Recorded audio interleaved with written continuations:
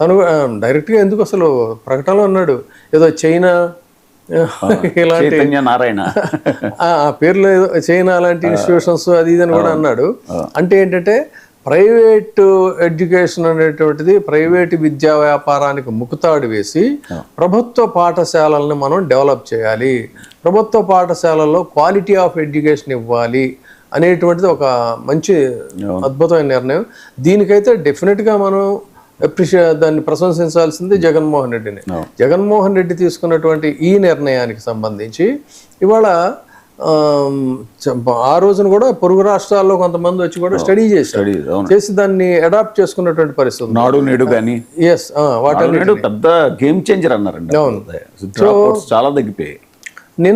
నిన్న జరిగినటువంటి సమావేశంలో ఈయన రేవంత్ రెడ్డి కూడా ఈ రకమైనటువంటి ప్రకటనలు చేయటం అనేది చాలా ఆహ్వానించదగిన పరిణామం. ఎందుకంటే ఎంత దారుణం అంటేనంటే ప్రైవేటు కాలేజీల్లో ఎక్కడ అసలు మధ్యతరగతి ప్రజలు వాళ్ళ బిడ్డల భవిష్యత్తు కోసం అని చెప్పని తల తాకట్టు పెట్టి అప్పుల పాలైపోయి లక్షల రూపాయలు అప్పు తీసుకొచ్చి పెడుతున్నారంటే అసలు మెడికల్ కాలేజీ సీట్లు కొనటం కాదు, ఇంజనీరింగ్ కాలేజీలు కొనటం కాదు, అసలు ఇది స్టార్టింగ్ నుంచే లక్షల రూపాయలు అంట.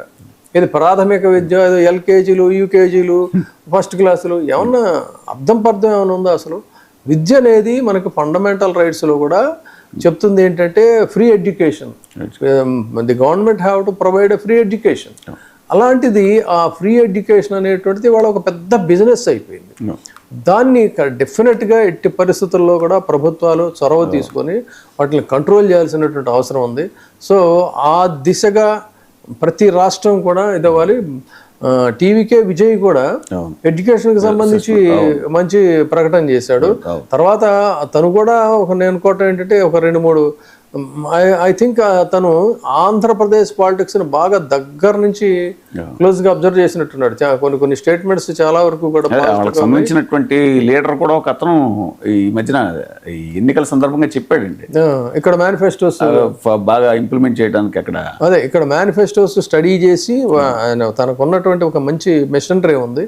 వాళ్ళంతా కూడా ఈ మేనిఫెస్టోస్ అన్ని స్టడీ చేసి ఏ అంశాలు పబ్లిక్లోకి బాగా లోతుగా వెళ్ళాయి, ఏ అంశాలు బాగా ఇదైనాయి అనేది వాళ్ళు బాగా స్టడీ చేసి దాని మీద తీసుకున్నారు. సో ఆ విధంగా చూసుకుంటే రేవంత్ రెడ్డి తీసుకున్నటువంటి ఈ ఎడ్యుకేషన్ విద్యా విధానాన్ని గవర్నమెంట్ స్కూల్స్లో విద్యా విధానాన్ని బలోపేతం చేయాలనేటువంటిది ఒక విప్లవాత్మకమైనటువంటి చర్యగానే మనం ఇంగ్లీష్ మీడియం కూడా సార్ తాజాగా హైకోర్టు కూడా ఏపీ హైకోర్టు కూడా చెప్పింది దాని మీద పిటిషన్ వస్తే ఏపీ హైకోర్టు ఉండాల్సిందే అందండి. ఎందుకంటే అప్పట్లో జగన్మోహన్ రెడ్డి గారు ఇంగ్లీష్ మీడియం పెట్టినప్పుడు మనం చూసాం చాలా మంది ఎలా వ్యతిరేకించారు దాన్ని.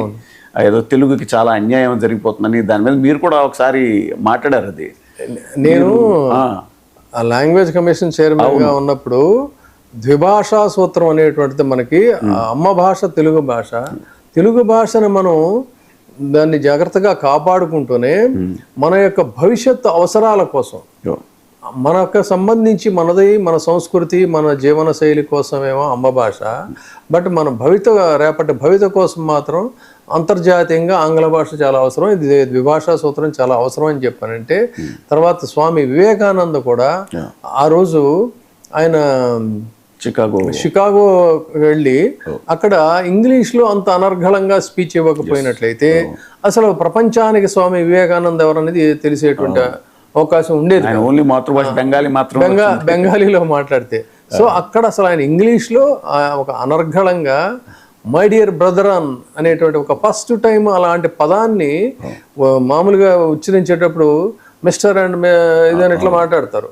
అలాంటిది మై డియర్ బ్రదర్ అనేటువంటి ఒక డైలాగ్తో వాళ్ళందరినీ ఆకట్టుకోగలిగాడంటే భాష మీద, ఇంగ్లీష్ భాష మీద ఆయనకు ఉన్నటువంటి కమాండ్. నేను దీని గురించి మాట్లాడితే సో మనల్ని వ్యతిరేకించేటువంటి మీడియా చాలా ఎగతాళి చేస్తా, అవహేళన చేస్తా, ద్విభాషా సూత్రం అంట అది ఇదని అన్నారు. వాస్తవానికి మీరు లాంగ్వేజ్ కమిషన్ చైర్మన్గా ఉన్నప్పుడే హైకోర్టు తీర్పు తెలుగులో వచ్చింది. అసలు ఫస్ట్ ఆఫ్ ఇట్స్ కైండ్ అది. అవును, నేను వెళ్ళాను. నేను కొంతమంది ఆ రోజున యాక్టింగ్ హైకోర్టు జడ్జిగా ఉన్న ఆయన నాకు లాలో నా క్లాస్మేట్ ఆయన ఇంటికి వెళ్ళి ఆయనతో మాట్లాడి ఇదే ఇలా మనకి జడ్జిమెంట్స్ తెలుగులో వచ్చేట్టుగా మీరు చూడాలండి అది ఇదని ఒక ఇది ఇచ్చాను. తర్వాత ఈరోజు ఆంధ్రప్రదేశ్ హైకోర్టు ఒక అద్భుతమైనటువంటి ఇది ఇచ్చింది. సో మరి ఆ రోజు ఎగతాళి చేశారు జగన్మోహన్ రెడ్డి గారి యొక్క పాలసీని. ఇంగ్లీష్ భాష అంట, ఇంగ్లీష్ భాష చదువుకుంటే రేపు మరి మీకు ఏమొస్తుంది అది అని చాలా ఎగతాళి చేస్తా కూడా మాట్లాడారు. మరి వాళ్ళ హైకోర్టుని అదే రకంగా ఎగతాళి చేయగలుగుతారా? సో అది విషయంలో నారాయణమూర్తి గారిని చాలా మెచ్చుకోవాలండి. మహామోహులంతా ఉన్న స్టేజ్ మీద ఆయన గొప్ప అప్పీల్ చేసాడు. మన సినిమా నారాయణమూర్తి గారు, అయ్యా దయచేసి పేదల్ని ఇంగ్లీష్ విద్యకు దూరం చేయొద్దని. మీరు చూసే ఉంటారు, అది మహామోహులంతా ఉన్నారు ఆ స్టేజ్ మీద. ముక్కు దాని మీద మాజీ జడ్జిలు ఉన్నారు, పెద్దవాళ్ళంతా ఉన్నారు. సో అందుకని భారతదేశంలో విద్యా విధానం అనేటువంటిది పూర్తిగా వ్యాపారమయమైపోయినటువంటి పరిస్థితి. విద్యా వైద్యం రెండు కూడా. విద్యా వైద్యం అనేటువంటిది పూర్తిగా కార్పొరేట్ల చేతుల్లోకి వెళ్ళిపోయినటువంటి పరిస్థితుల్లో మధ్యతరగతి ప్రజలు, సగటు ప్రజలు విలవిల్లాడిపోతున్నారు.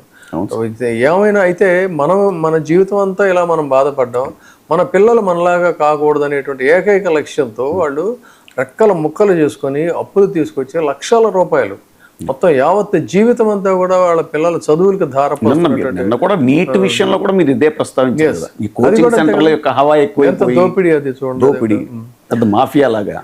సో ఈ పరిస్థితుల్లో విద్యా విధానంలో విప్లవాత్మక మార్పులు తీసుకురావడానికి తెలంగాణ ముఖ్యమంత్రి కూడా ఆ దిశగా వెళ్ళటం అనేటువంటిది అభినందించదగినటువంటి విషయం. అదే రీతిలో మళ్ళీ గతంలో ఏ విధంగా అయితే పేదలకి క్వాలిటీ ఆఫ్ ఎడ్యుకేషన్ ఇవ్వాలి అనేటువంటి లక్ష్యంతో జగన్మోహన్ రెడ్డి ప్రయత్నం చేశాడు, అదే దిశలో ఇప్పుడు మళ్ళీ ప్రస్తుత ప్రభుత్వం కూడా, చంద్రబాబు నాయుడు గారి కూటమి ప్రభుత్వం కూడా ఆ రకంగా, ఎందుకంటే ఆయన శిష్యుడే కదా ఈయన రేవంత్ రెడ్డి గారు.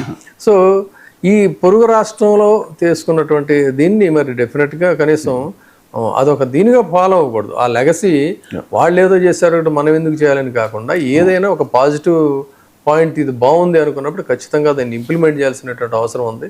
సో ఆ దిశగా కూడా ఈ ఎడ్యుకేషన్ సిస్టమ్ని మళ్ళీ దాన్ని ప్రాపర్గా సెట్ చేసి, ఎందుకంటే ఎంతమంది అండి మీకు లెక్కలు తీస్తే చంద్రబాబు నాయుడు గారు నిన్నే అనుకుంటాను ఒక స్టేట్మెంట్ ఇచ్చారు.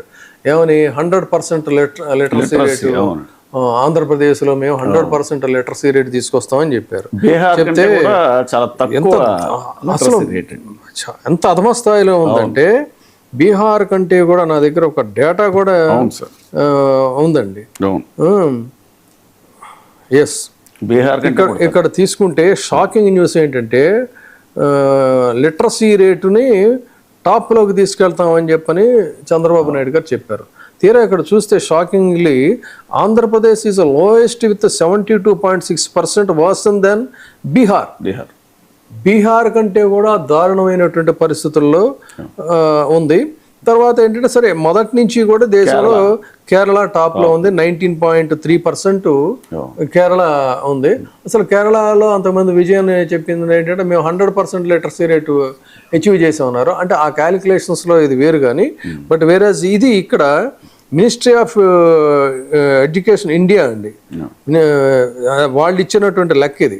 వాళ్ళు ఇచ్చిన భారతదేశంలో యూనియన్ గవర్నమెంట్ ఇచ్చినటువంటి లెక్క ప్రకారంగా చూసుకుంటే కేరళ టాపర్గా 19.3%లో ఉంటే ఆంధ్రప్రదేశ్ వాళ్ళే రాశారు చూడండి 72.6 వర్సన్ దాన్ బీహార్ అని చెప్పి రాశారు.